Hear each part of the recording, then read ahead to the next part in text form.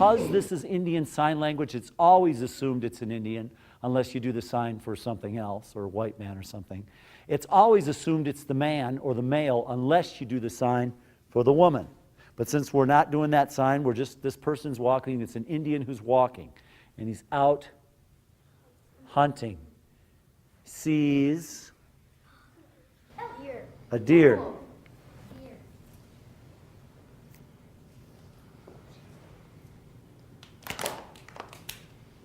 Is that a story? Yeah.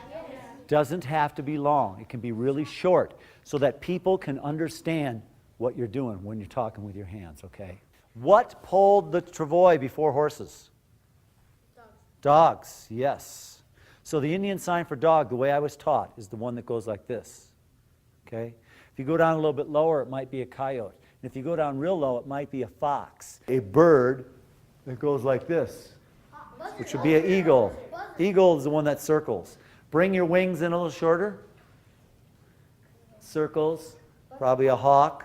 Then you can start to get a little more specific and say a bird that is a color. Blackbird. How about this one?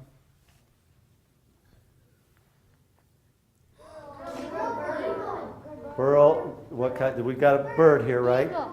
Bird woman. Who's bird woman? Who's bird woman? Yeah, Sacagawea. She was the bird woman. So we have two tribes in Wyoming on the reservation here that are primarily here. Arapahoes and Shoshones. So when you do the sign like this, you're saying Indian, and the Shoshone sign is this. The white man would constantly see them be doing this sign like this and says, looks like they're doing a snake. So for a long time, the Shoshones were called the Snake Indians. What the Shoshones were trying to say is, we are the weavers of the baskets. It was a mistake.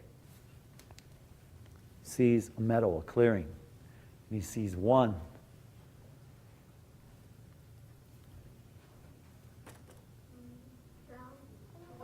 White buffalo.